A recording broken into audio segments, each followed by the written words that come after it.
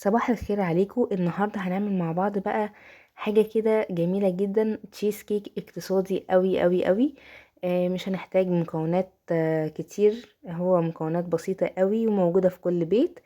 وصفه النهارده تحفه جدا وطعمها خطير قوي قوي، فيلا نشوف وصفتنا. هنحتاج اول حاجه 250 جرام من اي نوع بسكوت، ونبدا ان احنا نطحنوهم في الكبه.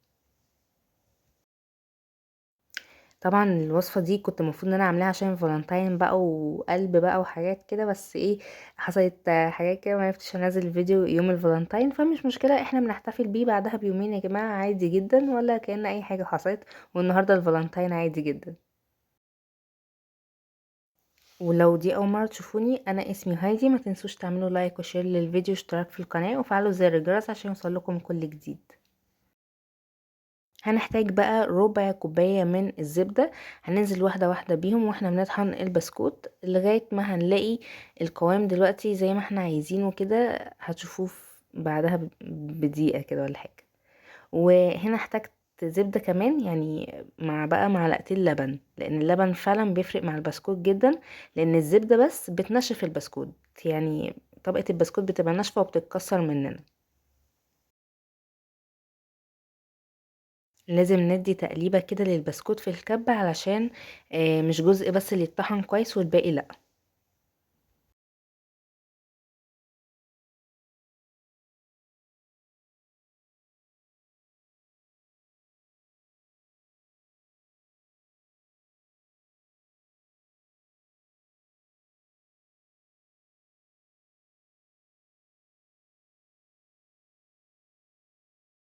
وزي ما هتشوفوا دلوقتي كده تجربوا البسكوت لغاية ما يبقى ايه، زي العجينة معاكم كده، عشان يبقى متماسك معانا و يعني ما يفرفتش مننا. دلوقتي هنجيب بقى اي قالب بايركس عندنا، اي صينية. بصي، ما تخليش حاجة تقف قدامك وانك ما تعمليش الوصفة دي، اي حاجة تقدري تعملي فيها. وهنبدأ ان احنا بقى نساوي طبقة البسكوت كويس قوي وتبقى كلها في سوا واحد.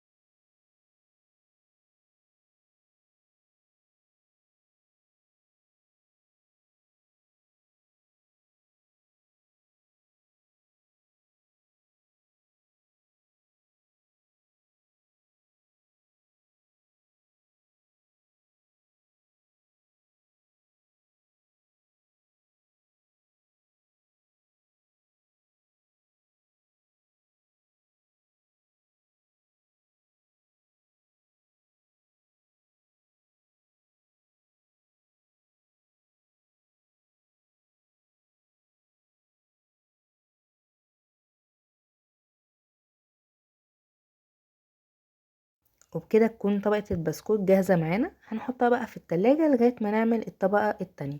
هنحتاج ايه بقى للطبقة التانية؟ 3 كوبايات من اللبن،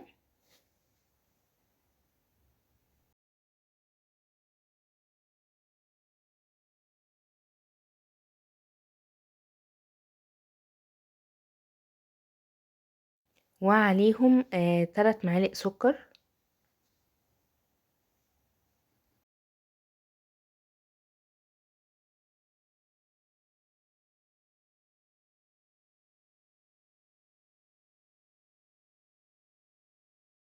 وهنحتاج بقى عليهم معلقتين من السميد.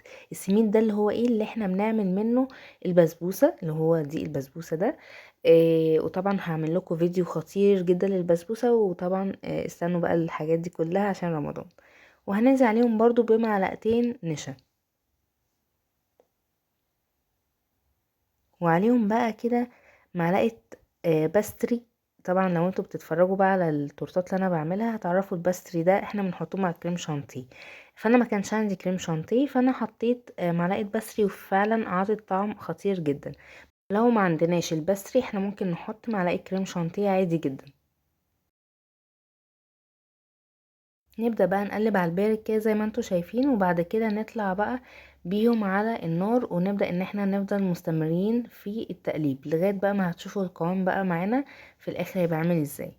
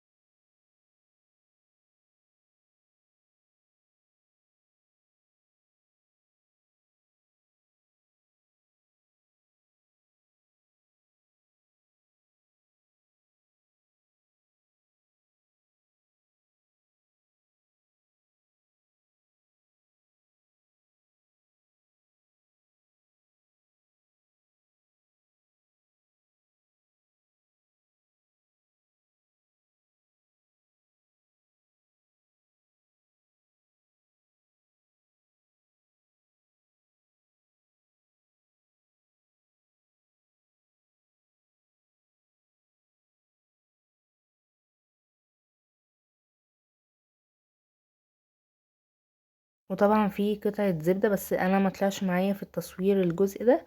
هنحط مكعب زبدة صغير خالص واحنا بنقلب كده في الاخر.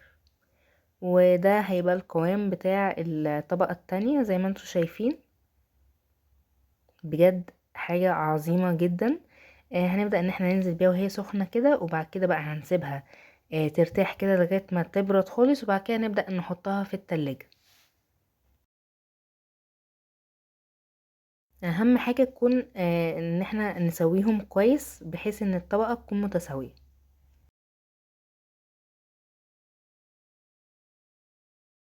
نبدأ دلوقتي بقى نعمل الطبقة التالتة. هنعمل جيلي.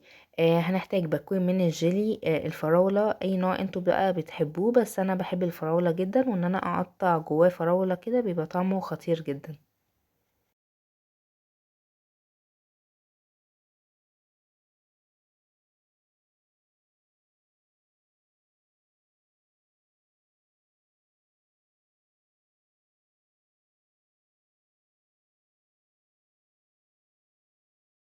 وعلى الباكوين الجيلي هنحتاج كوبايتين مية سخنة زي ما انتوا شايفين كده.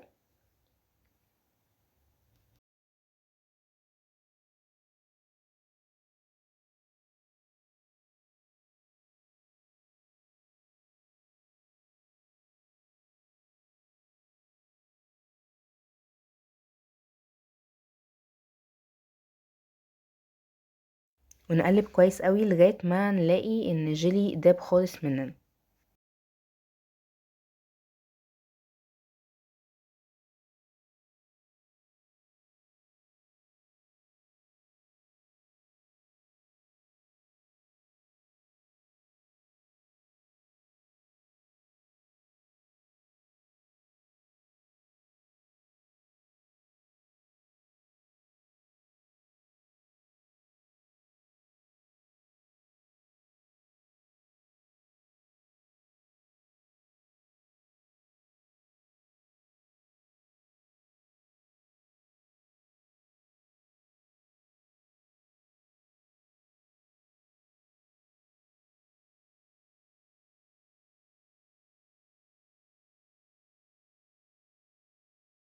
ودلوقتي بعد ما الجيلي داب مننا هنبدأ ان احنا نحط كوباية مية باردة.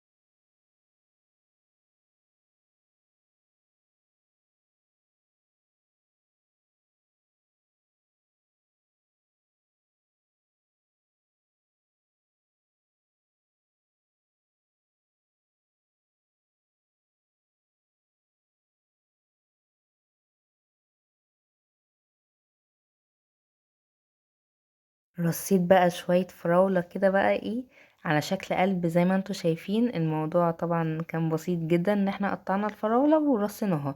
عايزين بقى ترصوها بشكل عشوائي مفيش مشكلة، بس انا زي ما انا قلت لكم كده عشان الفالنتاين بقى وكده، فانا حبيت ان انا احتفل بيهم في البيت، ماما وبابا طبعا. ان انا احتفل بيهم، فعملت لهم حاجة كده بسيطة.